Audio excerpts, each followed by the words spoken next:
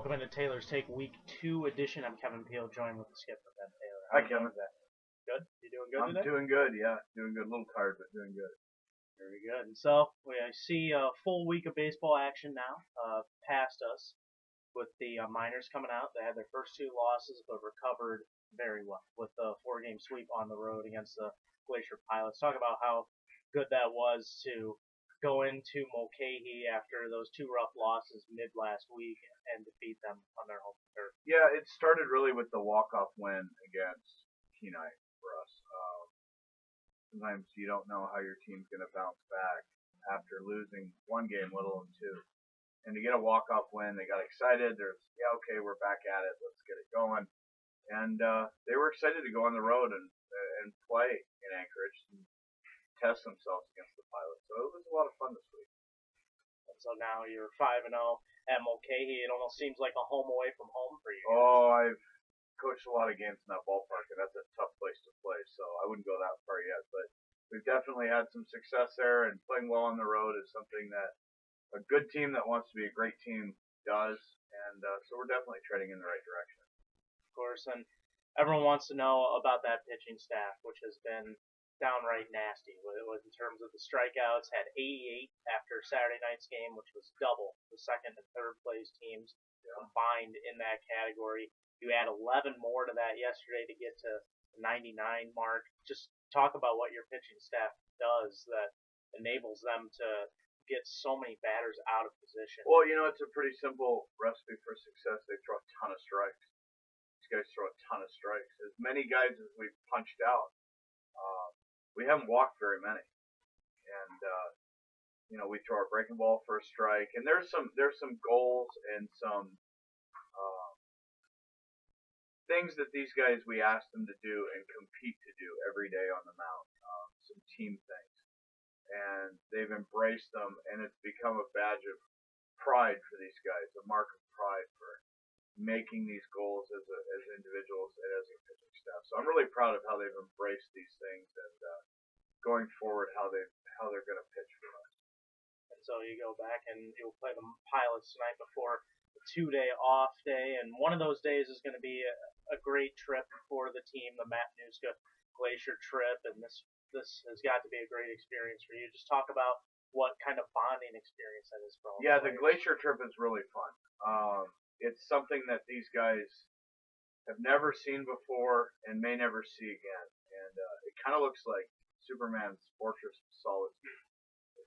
It's a really cool thing. And then we have lunch after, and it's a long day, and the guys get to spend time together and off the field time together. And somebody will dunk their head in the glacier, and it's just in the water. There's a lost lake. It's a great trip. It's a real staple of what we do here up with the Miners, and Pete Denny's put on such a great experience with these guys.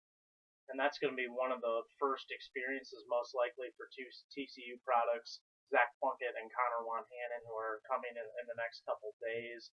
Of course, we know what happened in the College World Series, losing, but talk about what they can add to a team that's already just taking off and at 10-2 so far. Yeah, I mean, they're going to be a real shot in the arm. Zach will give us a real good presence behind the plate, and Connor was freshman of the year in the Big 12, and he's going to make our lineup even longer and give us some more offensive thump. And if anything else, they're going to give these guys in the clubhouse some more some more things to talk about and to give each other a hard time about, because the A&M guys ended up having to go home a little early and short of their College World Series goal because of TCU.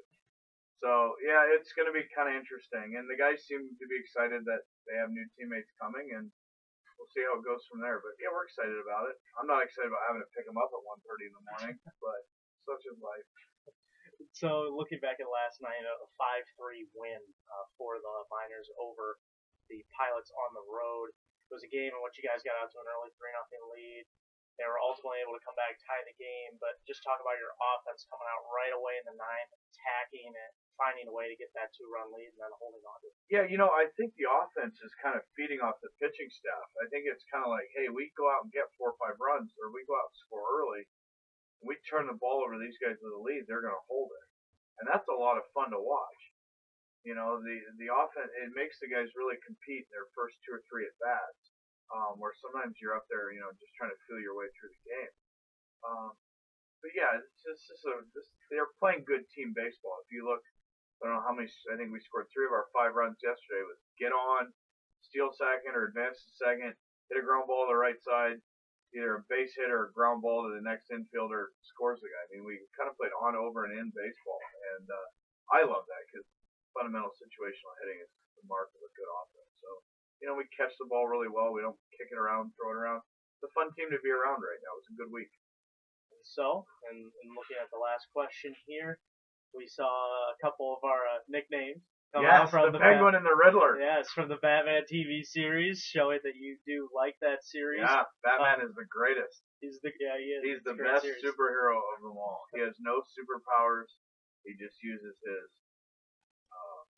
super wit, his brains, and he's got cool gadgets. And so we were going to ask you what your favorite villain was. Oh, my favorite villain? I think it would have to be the Penguin, because the Penguin has the best personality of the Batman villain. The Riddler is close, though. The Riddler's back here looking at me. We got to get the Riddler to break out of his shell. But no, they're all good. I mean, it's Batman. It's the best. It's great stuff. Thanks, PT. Thanks, man. The skipper, Ben Taylor, with us today on Taylor's Take. Join us next week for Kyle Howard as he'll sit down with the skipper once again, Ben Taylor. Enjoyed it. Thanks, man. Thank you.